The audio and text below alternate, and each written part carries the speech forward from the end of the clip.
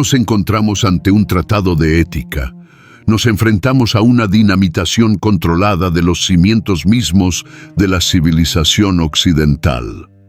Sur Genealogie der Moral constituye el ataque más sistemático y devastador de Friedrich Nietzsche contra la moral tradicional, un intento de descifrar la procedencia enfermiza de nuestros valores más sagrados.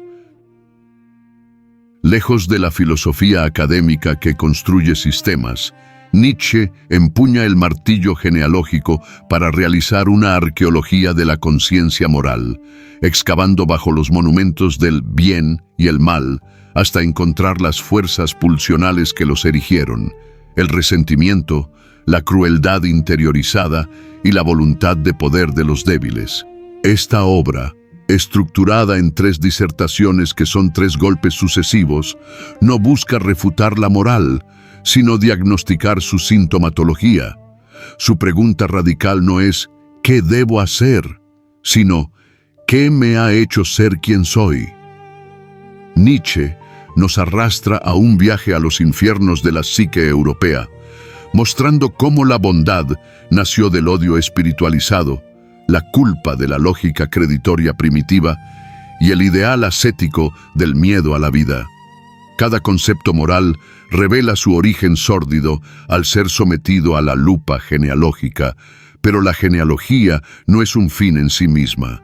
Es el prolegómeno necesario para la gran transvaloración, la posibilidad de crear valores nuevos desde la afirmación dionisíaca de la existencia. Al desenmascarar el pasado, Nietzsche nos libera para el futuro, un futuro donde el superhombre, habiendo superado la moral del rebaño, pueda bailar sobre el abismo y decir sí a la vida en su terrible y gloriosa plenitud. Esta no es una filosofía para conservar valores, sino para crearlos. No para consolar, sino para despertar. La genealogía es, en última instancia, el arte de pensar con peligrosidad. La intención general de esta obra nietzscheana es ejecutar una crítica radical, no una refutación, sino una disección a la moral occidental, entendida no como un sistema de principios eternos, sino como un síntoma, un fenómeno histórico enraizado en las luchas más oscuras del poder y la vida. Nietzsche no pregunta si una acción es buena o mala según un código dado. Su martillo genealógico golpea la propia tabla de valores para preguntar por su procedencia, por su Herkunft. Su objetivo es demostrar que lo que llamamos moral no es la voz de Dios ni el dictado de la razón, sino la sedimentación de resentimientos, triunfos y estrategias de dominación que se han olvidado a sí mismas, endureciéndose en la apariencia de lo incuestionable. La pregunta central que articula los 3 ensayos y que resonará a lo largo de este documental es tan simple en su formulación como devastadora en sus implicaciones. ¿De dónde provienen nuestros valores morales? Esta interrogación no busca un origen cronológico, sino una procedencia y una emergencia. Se trata de rastrear la línea de fuerzas que convirtió la debilidad en bondad, la fuerza en maldad, el ascetismo en virtud y la voluntad de poder en pecado. Nietzsche nos invita a un viaje arqueológico no hacia ruinas externas, sino hacia el subsuelo de nuestra propia conciencia moral, para exhumar los instintos, los dolores y las venganzas que se petrificaron en los cimientos de lo que hoy consideramos lo bueno. El método genealógico, por tanto, no es histórico en el sentido convencional, es una psicología de las profundidades aplicada a la cultura. Su gesto consiste en volver extraño lo familiar, en mostrar que el suelo moral sobre el que caminamos no es roca firme, sino el resultado de una guerra espiritual de milenios, cuyas batallas se libraron en el interior del alma humana antes de fijarse en tablas de ley. Al hacerlo, Nietzsche no solo cuestiona la moral, sino que cuestiona al hombre mismo, al hombre moral, como su producto más logrado y quizás más enfermizo. La genealogía es el arte de desenmascarar los ídolos, y este libro es su manifiesto más afilado. Nietzsche introduce aquí una fractura fundamental en la comprensión de la moral. No existe una moral, sino dos estructuras de valoración radicalmente distintas que surgieron de condiciones existenciales opuestas: la moral de los señores y la moral de los esclavos. Esta distinción no es sociológica, sino psico-ontológica. Define dos modos de estar en el mundo, dos formas de experimentar la vida y de afirmar el valor. La moral de los señores. Herrenmoral nace de la plenitud, de un exceso de fuerza.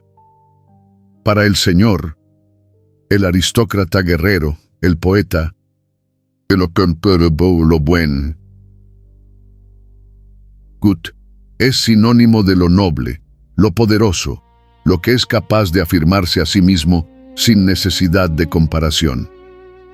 Su bondad es una consecuencia espontánea de su modo de ser. Actúa desde la abundancia, y su moral es un sí rotundo a la vida, a la jerarquía, a la belleza y a la diferencia. El mal, schlecht, es simplemente lo plebeyo, lo débil, lo que no logra alcanzar su altura. No es odio, sino desprecio. No es resentimiento, sino un pathos de la distancia. Su valoración es activa, creadora, y se expresa en la acción misma, no en la reacción. Frente a ella, la moral de los esclavos. Sklavenmoral. Surge de la impotencia, del resentiment. Para el esclavo, el oprimido, el incapaz de actuar. El señor y sus cualidades, fuerza, orgullo, salud, son inicialmente percibidas como una amenaza, como lo malo, böse. Pero al no poder vencerlo en el plano de la acción, ejecuta la revuelta espiritual más decisiva de la historia. Redefine lo bueno como lo opuesto a lo que el Señor representa. Así, la debilidad se convierte en bondad, la humildad en virtud, la incapacidad de vengarse en perdón y la necesidad en mérito. Esta moral no es activa, sino reactiva. Su bueno no es una afirmación originaria, sino una negación del otro, un no disfrazado de virtud. Es la venganza imaginaria de los impotentes, una venganza que, al triunfar históricamente, ha logrado que hoy llamemos bondad a lo que comenzó siendo rencor espiritualizado. Esta dialéctica no es solo un evento del pasado. Para Nietzsche, la cultura occidental es el resultado del triunfo paulatino de la moral de esclavos, encarnada sobre todo en el judeocristianismo, sobre la moral de los señores. Lo que hoy entendemos por conciencia moral lleva en su núcleo la huella de este resentimiento triunfante, que ha logrado presentar sus propios valores no como una opción, sino como lo moral en sí. La genealogía es, por tanto, el intento de despertar de este hechizo, de recordar que hubo, y podría volver a haber, una manera de valorar la vida desde la afirmación y no desde la negación. El método genealógico nietzscheano constituye un giro copernicano en la filosofía moral. No pregunta ¿qué son los valores?, sino ¿de dónde vienen? No indaga su esencia atemporal, sino su procedencia histórica y psicológica. Es un arte de la sospecha aplicado a los conceptos más sagrados, una arqueología de la conciencia que excava bajo los monumentos de la moral para encontrar las fuerzas pulsionales que los erigieron. La genealogía opera bajo un principio fundamental: el origen, Herkunft, de un concepto no es puro, sino que está contaminado por la lucha, el sufrimiento y la voluntad de poder. Lo que hoy se presenta como universal y desinteresado tuvo un comienzo contingente, terrenal y a menudo violento. Este método rechaza explícitamente la búsqueda de un Ursprung, origen metafísico puro, para concentrarse en la Entstehung, emergencia en el conflicto, y la Herkunft, procedencia desde una base material e instintiva. No se trata de encontrar un momento fundacional noble, sino de rastrear la procedencia baja de nuestros ideales más elevados. La bondad cristiana, por ejemplo, no nació de la revelación divina, sino del resentimiento de los judíos contra la aristocracia romana.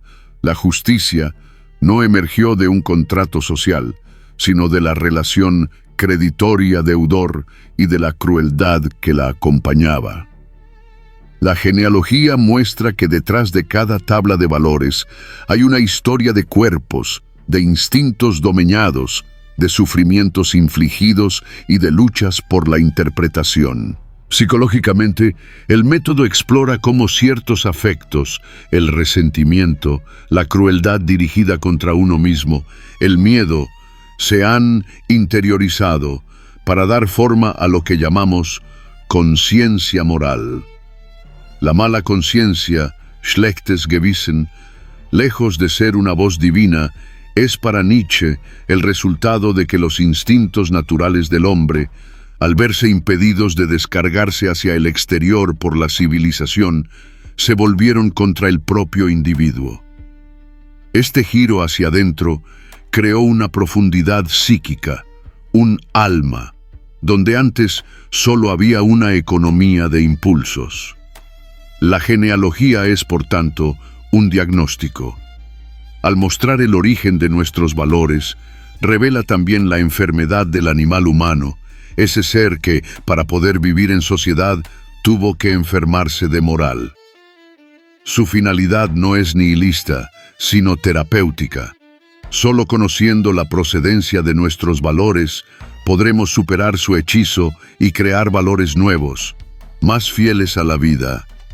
El resentiment no es para Nietzsche un simple rencor pasajero, sino el evento metafísico fundamental que gestó la moral de Occidente. Es una fuerza negativa que posee una potencia creadora perversa, la capacidad de generar valores a partir de su propia incapacidad. El esclavo, al carecer del poder para actuar, para responder con hechos a la opresión del Señor, no permanece inactivo. Su espíritu, impedido de descargarse hacia el exterior, se vuelve hacia adentro y fermenta. Esta fermentación es el caldo de cultivo del resentimiento, un veneno psíquico que no puede agotarse en la venganza inmediata y que por tanto se espiritualiza, se hace duradero y metódico. Su mecanismo es triple y letal. Primero, opera una inversión imaginaria de los valores, la fuerza, la salud y la alegría del Señor, que inicialmente eran experimentadas como superiores y por tanto dolorosas para el esclavo, son declaradas malvadas. Segundo, reatribuye el origen del valor. Lo bueno ya no es lo que el Señor es, sino lo que el esclavo decide que es bueno en oposición a aquel. La humildad, la compasión, la paciencia. Este no es un acto de autoafirmación, sino de negación reactiva. Su sí es parasitario de un no primordial. Tercero, el resentimiento se universaliza como moral. Lo que nació como la venganza de un grupo específico de impotentes se presenta luego como ley cósmica, como voluntad de Dios, como razón pura.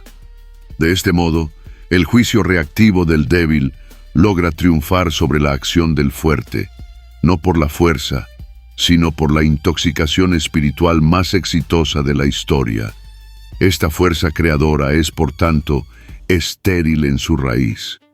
No nace de la abundancia, sino de la carencia. No celebra la vida, sino que la niega en su misma fuente. El genio del resentimiento consistió en disfrazar esta negación de la vida bajo el manto de la virtud, en hacer que la humanidad entera admirara como ideal supremo lo que comenzó siendo la astucia del odio impotente. Así, la moral del esclavo no es simplemente una ética alternativa. Es el síntoma de una vida que, al no poder afirmarse a sí misma, se venga de todo lo que sí puede hacerlo. Su herencia es lo que Nietzsche diagnostica como el nihilismo moderno. Un mundo donde los valores supremos se han devaluado porque estaban edificados desde el principio sobre el suelo envenenado de la negación. El cristianismo representa para Nietzsche la culminación y consolidación metafísica de la moral de esclavos. No fue su inventor, sus raíces se hunden en la rebelión sacerdotal judía contra el orden aristocrático, pero sí su vehículo de propagación más eficaz y universal. Su genio radicó en tomar la inversión de valores operada por el resentimiento y elevarla a la categoría de orden divino, eterno y trascendente. Donde la moral de señores celebraba la fuerza, la salud y la afirmación terrenal, en la tierra como en el cielo, el cristianismo ejecutó una transvaloración radical. Los pobres de espíritu heredarían la tierra, los mansos serían llamados hijos de Dios, y la debilidad se convirtió en santidad. Lo que el esclavo llamaba malo, la fuerza, el orgullo, la sensualidad, fue sistemáticamente demonizado como pecado, mientras que sus propias virtudes reactivas, humildad, obediencia, castidad, fueron sacralizadas como camino de salvación. Esta no fue una simple sustitución de valores, sino una militarización del resentimiento. La cruz se erigió como estandarte de una guerra espiritual contra todo lo que afirmaba la vida en su plenitud natural. El mecanismo fue triple. Primero, interiorizó la culpa. Al declarar la naturaleza humana caída y pecaminosa, convirtió la vida misma en una deuda impagable con Dios, generando la mala conciencia como un sufrimiento crónico del alma. Segundo, eternizó la compensación. Al postular un reino ultraterreno, desvalorizó radicalmente la existencia terrenal y desplazó toda recompensa aún más allá inverificable, haciendo de la resignación en este mundo una virtud. Tercero, universalizó la compasión. Al proclamar el amor al prójimo como ley suprema, niveló a todos los hombres en una mediocridad compartida, debilitando los instintos de selección y excelencia que caracterizan a toda cultura ascendente. Así, el cristianismo no solo invirtió los valores, sino que envenenó la fuente misma del valor. Al hacer de la negación de la vida, el ascetismo, el rechazo del cuerpo, la desconfianza hacia los instintos, el ideal más alto, consagró metafísicamente la venganza del esclavo contra todo lo que es poderoso, sano y afirmativo. Su triunfo histórico, según Nietzsche, marca el inicio de la decadencia de Occidente. El momento en que la humanidad empezó a adorar como divino aquello que la niega, y a perseguir como malvado aquello que la fortalece. La muerte de Dios anunciada por Nietzsche, no es una celebración, sino el diagnóstico de las consecuencias nihilistas de haber vivido demasiado tiempo bajo unos valores que, en su origen, fueron la consagración del odio contra la vida. La segunda disertación realiza un giro hacia el subsuelo de la psique occidental, la genealogía del sentimiento de culpa. Nietzsche desmonta la noción de que la culpa sea una respuesta natural a una falta moral. Por el contrario, la rastrea hasta una procedencia mucho más cruda y material, la relación económica primaria de deudor y acreedor. En las sociedades arcaicas, el que faltaba a una promesa o causaba un daño se convertía en deudor. La compensación no era simbólica, sino física. El cuerpo del deudor era la garantía última del pago, y el acreedor tenía el derecho, incluso el placer, de infligir sufrimiento como forma de equilibrar la balanza. El dolor se convirtió así en una moneda de cambio, en una manera de saldar una deuda. Este mecanismo económico fue interiorizándose gradualmente. A medida que la sociedad crecía y el poder se centralizaba, la comunidad se erigió como el acreedor supremo. Las prohibiciones y obligaciones se multiplicaron, y la incapacidad de cumplirlas generó una deuda perpetua con los antepasados fundadores, luego con la divinidad. Aquí es donde ocurre la transformación decisiva. La deuda impagable hacia Dios se reinterpreta como culpa, Schuld, palabra alemana que significa a la vez culpa y deuda. La crueldad, que antes se descargaba sobre el cuerpo del deudor, al no poder ejercerse libremente en una sociedad regulada, se vuelve contra el propio individuo. Nace así la mala conciencia, Schlechtes Gewissen. El instinto de crueldad dirigido hacia el interior, que crea un espacio psíquico donde el hombre se acusa, se juzga y se atormenta a sí mismo.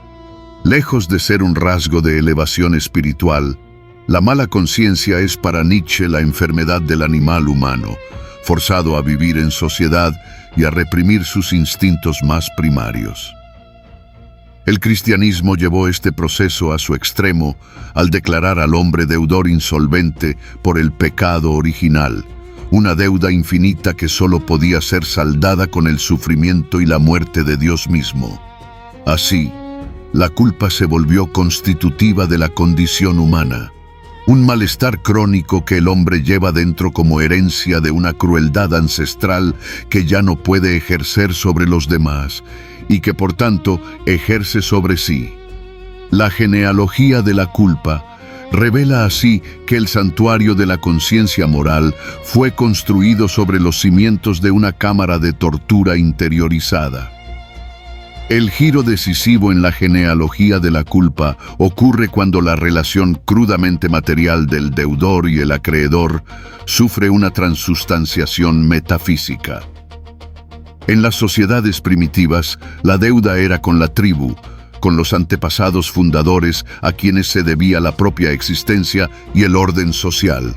Pero a medida que la comunidad se fortalece y se percibe a sí misma como una entidad poderosa, la figura del acreedor primigenio se engrandece hasta lo inconmensurable. Los antepasados se transfiguran en dioses, y la deuda con ellos se vuelve colosal, impagable con simples ofrendas o sacrificios. Este es el humus del que brotará la noción religiosa de culpa.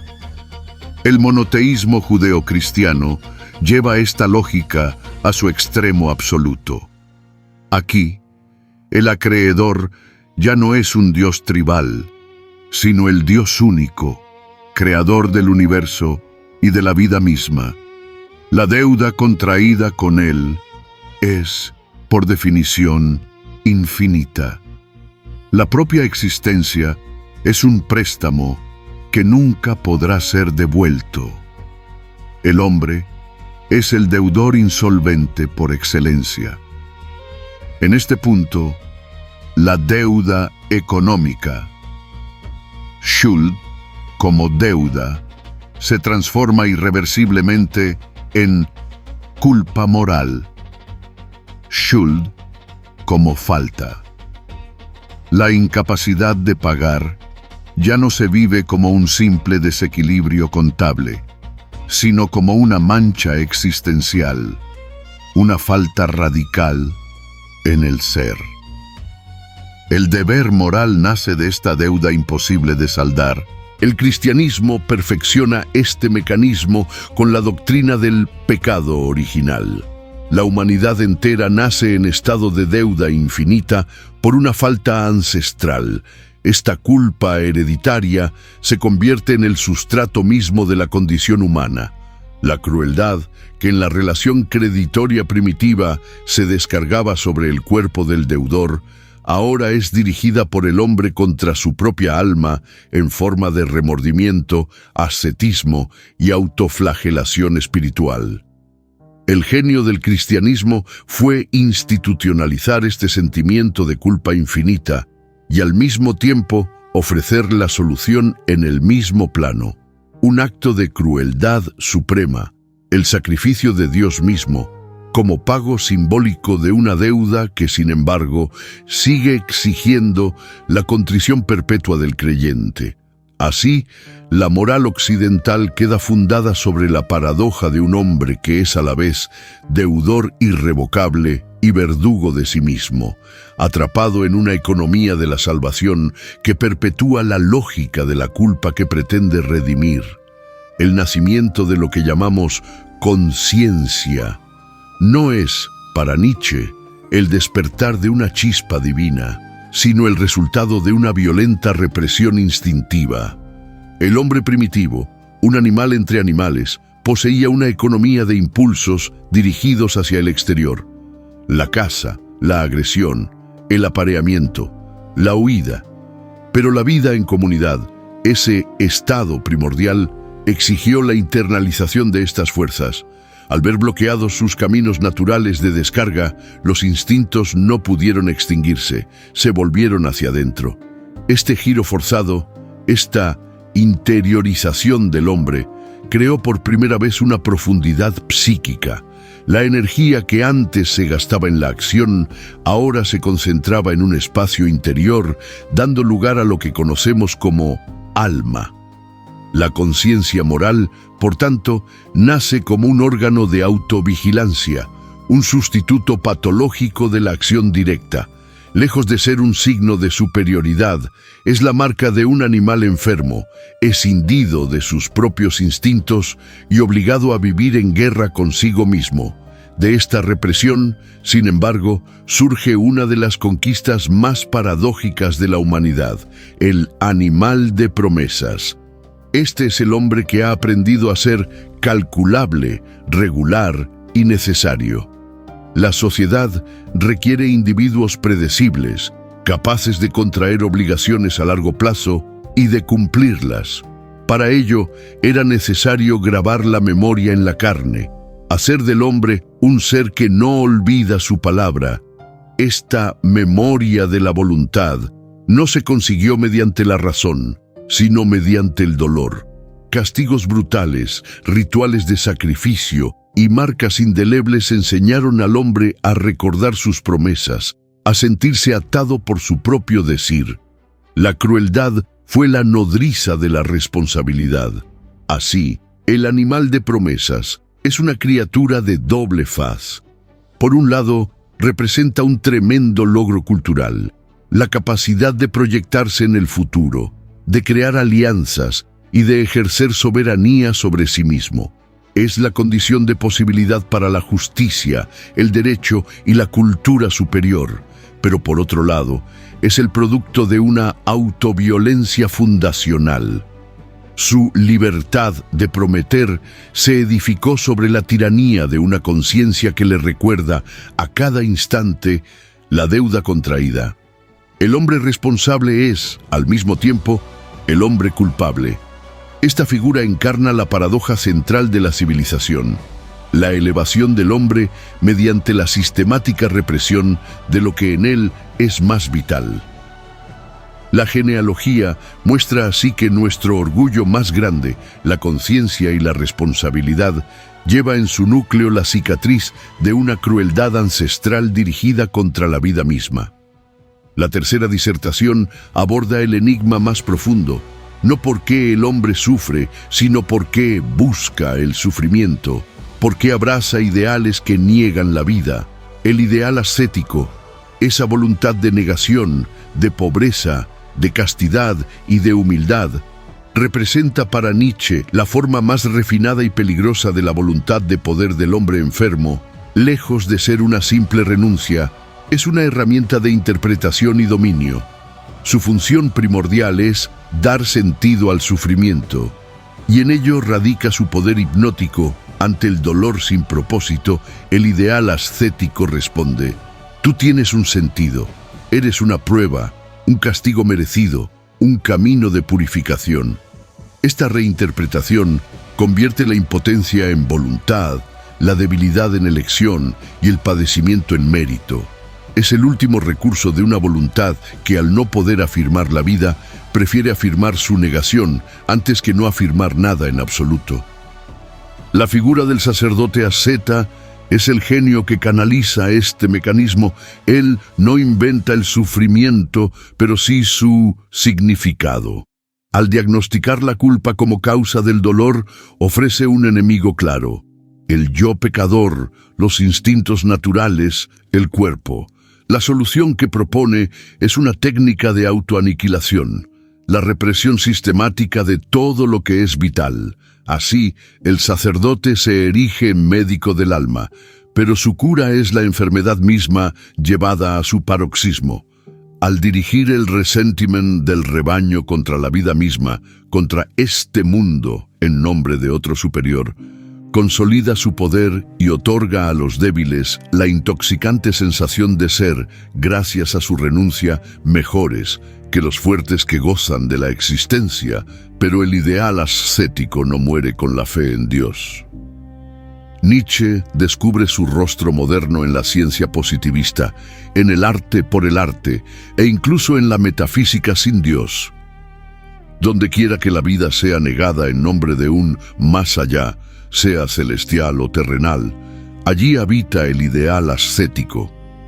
El científico que sacrifica todo en el altar de la verdad objetiva repite el gesto del monje. Desprecia el presente en nombre de un futuro hipotético. La función permanece intacta: proporcionar un sentido que preserve a la vida del nihilismo, incluso si ese sentido es, en el fondo, una condena de la vida. El ideal ascético es, por tanto, la paradoja final, la voluntad de la nada, que se disfraza de sentido supremo para que el hombre, ese animal enfermo, pueda seguir queriendo algo, aunque ese algo sea su propia negación. El ideal ascético no representa la ausencia de voluntad, sino su expresión más retorcida y genial, la voluntad de poder del débil. Cuando los instintos naturales no pueden descargarse hacia el exterior, se vuelven contra sí mismos en un acto de autonegación que paradójicamente afirma una forma de dominio. El asceta no carece de poder, ejerce un poder feroz sobre su propio cuerpo, sus deseos y su mente. Su renuncia es una afirmación gigantesca de la voluntad, pero dirigida hacia la nada. Es la victoria pírrica del espíritu sobre la vida, un triunfo que asegura la supervivencia del hombre enfermo al precio de declarar la guerra a todo lo que es sano, instintivo y afirmativo. Esta lógica no se limita al monasterio. Nietzsche extiende su crítica a tres pilares de la cultura moderna que, al adoptar el ideal ascético, traicionan su verdadera misión: la ciencia, cuando se erige en búsqueda de una verdad objetiva, desvinculada de la vida. Repite el gesto del sacerdote: desprecia el mundo sensible en nombre de un mundo de leyes abstractas, y el investigador se convierte en un mártir del laboratorio, negando su corporalidad en aras de un conocimiento que, en última instancia, desvaloriza la existencia concreta. El arte, cuando cae en el arte por el arte, abraza una forma estetizante de ascetismo. Al pretender autonomía absoluta y despreocupación por la vida, se vuelve contra su esencia dionisíaca, que es celebración de la existencia, y se refugia en la mera forma, en la técnica depurada pero vacía, un lujo decadente que huye del compromiso con lo real. Y la filosofía, la más traicionera, cuando se convierte en mera especulación metafísica o en análisis lingüístico estéril, abandona su tarea de crear valores y legislar sobre la vida. El filósofo asceta desprecia este mundo en nombre de conceptos, sistemas o juegos de lenguaje, repitiendo el viejo odio sacerdotal contra lo inmediato y lo corpóreo. En los tres casos, el ideal ascético asegura su supervivencia mutando. Ya no necesita a Dios. Le basta con la verdad, la belleza pura o el concepto para mantener al hombre en guerra contra su propia naturaleza, perpetuando así la gran enfermedad de Occidente. La voluntad, que incapaz de afirmar la vida, prefiere afirmar su negación antes que desaparecer. La confrontación con Schopenhauer no es una polémica secundaria, es el corazón palpitante de la tercera disertación. Schopenhauer representa la conclusión lógica y más honesta del ideal ascético. Si la vida es esencialmente sufrimiento y la voluntad es una fuerza ciega y dolorosa, la única salida racional es la negación de la voluntad de vivir. Su filosofía es un monumental no a la vida, una glorificación de la resignación, el nirvana y la aniquilación de los deseos. Para Schopenhauer, el genio y el santo son quienes comprenden que lo mejor es no querer, y su compasión universal nace del reconocimiento de que todos compartimos la misma maldición existencial. Este pesimismo metafísico es, para Nietzsche, la forma más peligrosa del ideal ascético, porque viste de verdad profunda lo que no es más que la expresión suprema del cansancio vital.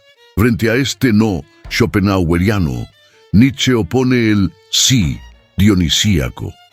Dioniso no es el dios del desenfreno vacío, sino de la afirmación trágica de la vida, incluido su dolor, su crueldad y su sinsentido aparente. Donde Schopenhauer ve una maldición que debe ser negada, Nietzsche ve un juego de fuerzas creadoras y destructoras que debe ser amado en su totalidad. El sí dionisíaco no ignora el sufrimiento. Lo abraza como parte necesaria de la existencia y lo transfigura mediante el arte, la danza y la risa.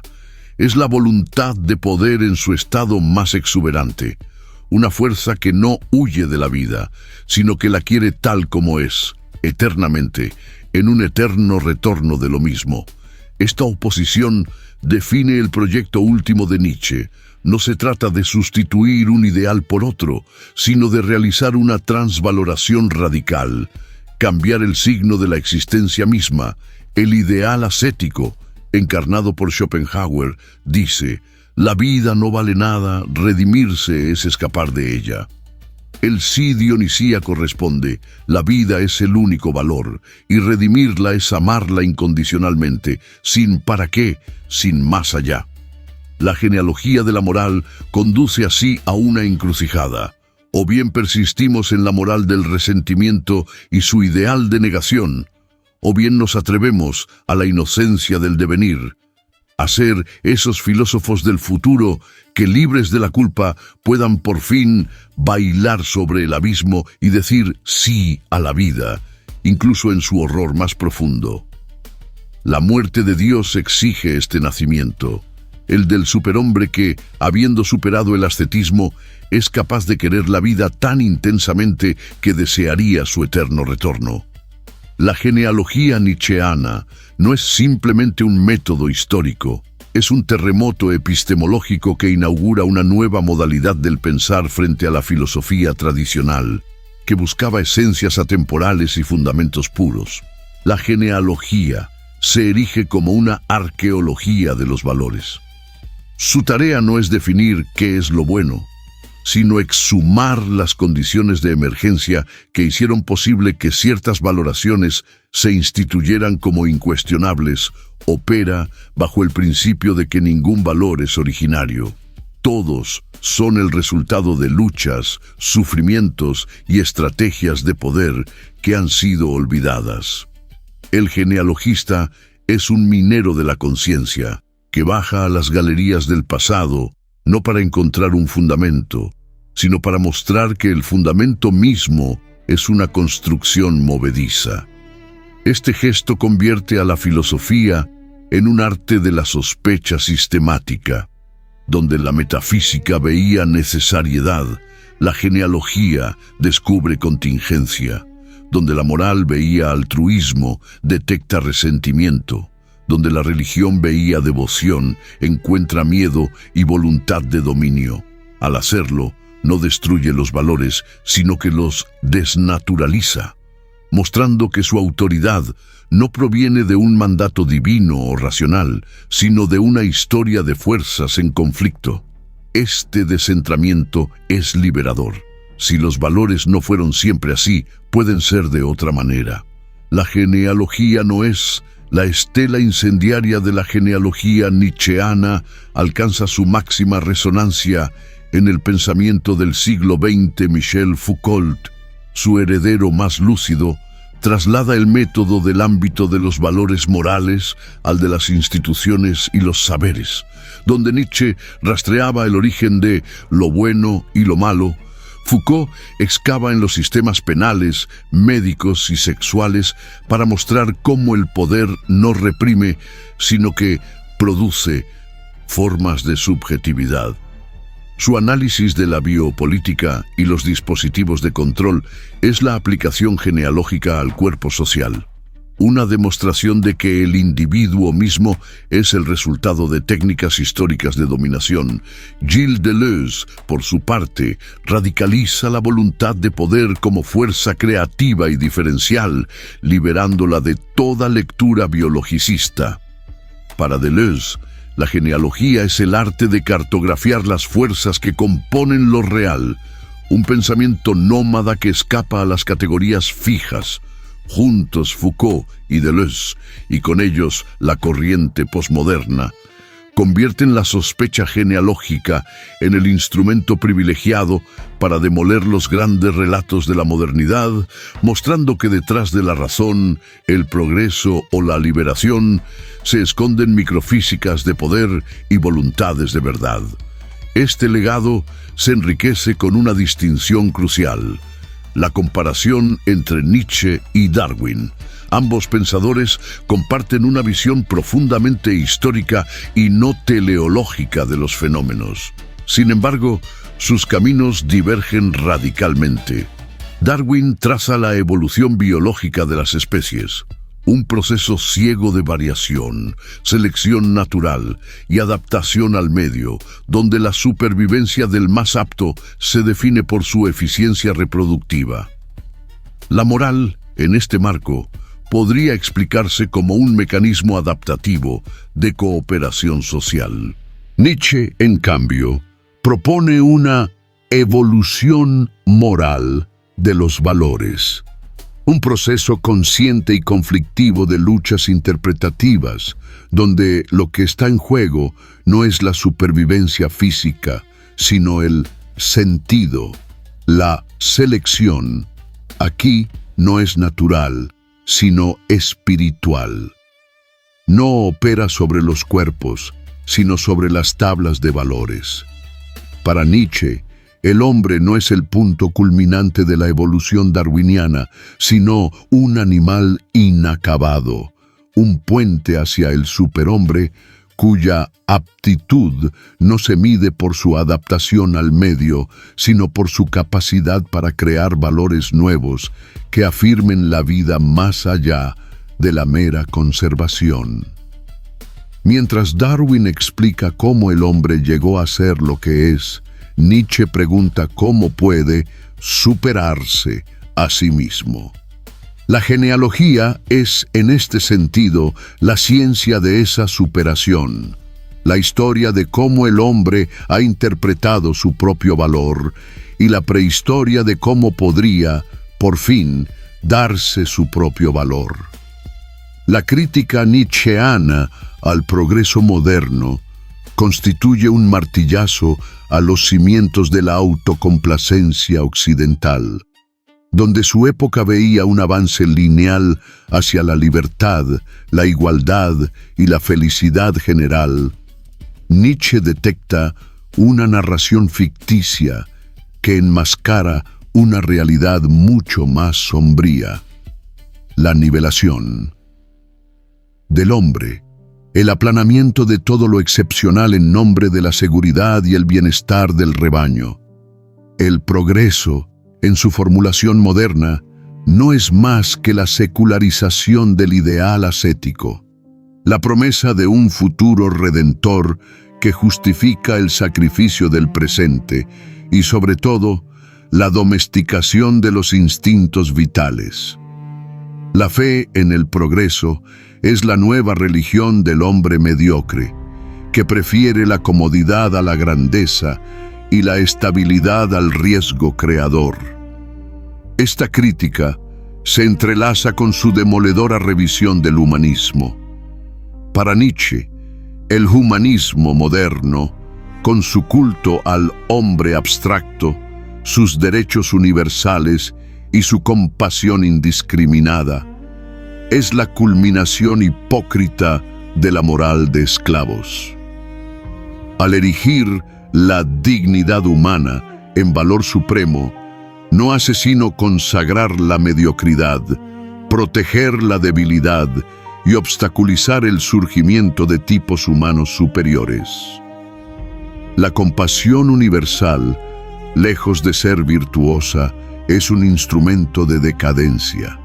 Debilita tanto al que la recibe como al que la ejerce, perpetuando la enfermedad en lugar de permitir la selección natural de los más fuertes. El humanismo es la forma que adopta el resentimiento cuando se viste de filantropía. Es el odio a todo lo que desborda la medida común, disfrazado de amor al prójimo juntas. La fe en el progreso y la ética humanista constituyen los dos pilares de lo que Nietzsche denuncia como la domesticación definitiva del animal humano. Han creado una sociedad donde lo mejor ya no es lo más noble o poderoso, sino lo más inofensivo, lo más adaptado a la vida en rebaño. Este proceso, lejos de ser una liberación, es una forma de nihilismo pasivo, una vida que ya no quiere nada más allá de su propia conservación y comodidad. Frente a esta visión, Nietzsche opone la necesidad de un más allá del hombre, de una transvaloración que vuelva a colocar en el centro no la supervivencia del más débil, sino la afirmación del más fuerte. No el progreso hacia la uniformidad, sino la voluntad de crear excepciones que justifiquen la existencia de la especie. La genealogía, al develar los orígenes enfermizos de estos ideales, no busca destruir la civilización, sino salvarla de su propia voluntad de negación. La propuesta vital nietzscheana no se agota en la crítica. Es un llamado a una transformación existencial radical. Superar la moral del resentimiento no significa adoptar una nueva tabla de preceptos, sino realizar una transvaloración de todos los valores, que erradique de raíz la enfermedad de la culpa y la negación. Implica un retorno al espíritu dionisíaco previo a la escisión socrática, esa voluntad primordial que afirmaba la vida en su totalidad, incluyendo el dolor, la destrucción y el caos, como partes necesarias del eterno juego creador. donde el asceta ve un mundo pecaminoso que debe ser negado. El espíritu dionisíaco ve un fenómeno estético que debe ser amado incondicionalmente. Esta superación exige desaprender milenios de autointoxicación moral, desalojar al sacerdote que habita en nuestra conciencia y recuperar la inocencia del devenir. La capacidad de vivir sin la necesidad metafísica de culpar a algo o a alguien por el simple hecho de existir. Este camino de superación conduce necesariamente a dos figuras clave: el superhombre y el eterno retorno. El superhombre, Übermensch, no es un ideal moral ni un destino evolutivo garantizado, sino la posibilidad de un tipo humano que haya trascendido la moral de rebaño. Es el ser capaz de crear sus propios valores desde la abundancia de su voluntad de poder, que acepta la tierra como su único reino y celebra su existencia sin necesidad de consuelos ultraterrenos. No es un déspota, sino un artista de sí mismo, cuya bondad nace de la plenitud y no de la renuncia.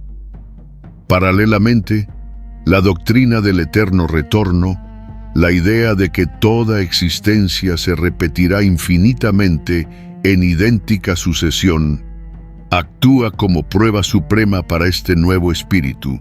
Solo quien puede desear que su vida se repita eternamente, con cada dolor y cada alegría, ha superado verdaderamente el resentimiento y ha alcanzado la afirmación dionisíaca absoluta.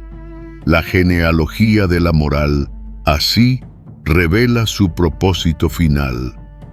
No es una mera investigación histórica, sino el diagnóstico necesario para una cura futura. Al mostrar que la moral fue una interpretación, la interpretación del débil, Nietzsche libera el espacio para que surja una interpretación nueva, la del espíritu dionisíaco que, habiendo matado a Dios y enterrado al hombre moderno, pueda por fin bailar sobre las ruinas de los ídolos y decir sí a la vida en su misteriosa y terrible plenitud. Este renacimiento no es un regreso al pasado, sino la creación de un futuro donde la voluntad de poder, en lugar de negarse a sí misma, se convertirá en arte, en pensamiento y en una forma de existencia que justifique, por fin, el dolor de milenios. El superhombre, Übermensch, no es un ideal moral ni un destino evolutivo garantizado, sino la posibilidad de un tipo humano que haya trascendido la moral de rebaño. Es el ser capaz de crear sus propios valores desde la abundancia de su voluntad de poder, que acepta la tierra como su único reino y celebra su existencia sin necesidad de consuelos ultraterrenos. No es un déspota, sino un artista de sí mismo, cuya bondad nace de la plenitud y no de la renuncia. Paralelamente, la doctrina del eterno retorno, la idea de que toda existencia se repetirá infinitamente en idéntica sucesión, actúa como prueba suprema para este nuevo espíritu. Solo quien puede desear que su vida se repita eternamente con cada dolor y cada alegría, ha superado verdaderamente el resentimiento y ha alcanzado la afirmación dionisíaca absoluta. La genealogía de la moral, así, revela su propósito final. No es una mera investigación histórica, sino el diagnóstico necesario para una cura futura. Al mostrar que la moral fue una interpretación, la interpretación del débil, Nietzsche libera el espacio para que surja una interpretación nueva, la del espíritu dionisíaco que, habiendo matado a Dios y enterrado al hombre moderno, pueda por fin bailar sobre las ruinas de los ídolos y decir sí a la vida en su misteriosa y terrible plenitud. Este renacimiento no es un regreso al pasado, sino la creación de un futuro donde la voluntad de poder, en lugar de negarse a sí misma, se convertirá en arte, en pensamiento y en una forma de existencia que justifique por fin el dolor de milenios. El eterno retorno no es una teoría cosmológica, sino la prueba suprema para el espíritu liberado. Nietzsche la presenta como el experimento mental más abismal. ¿Qué sucedería si un demonio te revelara que esta vida, con cada detalle ínfimo y cada agonía, se repetirá infinitamente sin variación alguna? La reacción ante esta idea divide a los hombres de manera más radical que cualquier moral. El hombre del resentimiento, cargado de culpas, arrepentimientos y deseos de otro mundo, se desplomaría ante el horror de una condena sin redención. Pero el espíritu dionisíaco, el que ha superado la moral de esclavos, exultaría. Para él, el eterno retorno es la consagración definitiva del amor fati, el amor al destino. No una resignación estoica, sino un éxtasis afirmativo que abraza cada fragmento de la existencia como necesario y precioso. Esta doctrina es el antídoto metafísico contra el resentimiento. Mientras la moral del sacerdote descansaba en la promesa de un más allá que redimiera los sufrimientos de este mundo, el eterno retorno anula toda trascendencia. No hay juicio final, solo este instante repetido eternamente. Así, fuerza al hombre a reconciliarse radicalmente con la inmanencia.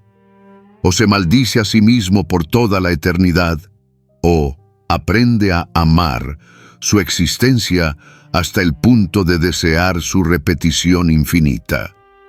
El superhombre es precisamente aquel que supera esta prueba, el que puede decir sí, no solo a lo sublime, sino también a lo terrible, no solo a sus triunfos, sino también a sus fracasos, porque comprende que todo fue necesario para llegar a ser lo que es. El eterno retorno convierte así la vida en una obra de arte cuya perfección se mide por la plenitud de su afirmación. Cada instante adquiere un peso absoluto. Ya no hay acciones banales, pues todo queda eternizado. Esta idea no invita a la pasividad, sino a una responsabilidad creadora extrema. Vivir de tal modo que se esté dispuesto a repetir cada elección infinitas veces es la máxima expresión de la voluntad de poder convertida en alegría consciente. Al abrazar el eterno retorno, el hombre deja de ser un puente hacia el superhombre para convertirse en su preludio. Un ser que, al amar su destino, se transforma en el artista y escultor de sí mismo, forjando un alma lo bastante fuerte para cargar con la belleza y el horror de ser eterno. La culminación del proyecto nietzscheano no reside en la crítica, sino en la creación. Tras demoler los ídolos de la moral occidental, se alza la tarea suprema: crear nuevos valores más allá del bien y del mal. Este más allá no es un espacio de indiferencia amoral, sino el territorio de la autonomía legisladora, del espíritu libre. Implica superar la dialéctica reactiva que opone bueno y malo para generar valoraciones desde la abundancia vital, desde una voluntad de poder que ya no necesita negar para afirmarse. Los nuevos valores no serán universales, sino singulares. No pretenderán obligar a todos, sino expresar la jerarquía natural de las fuerzas. Su criterio no será la utilidad para el rebaño, sino la potencia afirmativa que despliegan si intensifican la vida, si expanden la capacidad de sentir, crear y amar el destino. Este acto creador es la esencia del superhombre, no un redentor, sino un niño, en sentido metafórico, el que puede iniciar un juego nuevo porque ha superado el resentimiento del no y la obediencia del sí reactivo. El niño nietzscheano posee la inocencia del devenir para valorar sin culpa, para nombrar el mundo como si fuera la primera vez, liberado del peso de la tradición moral.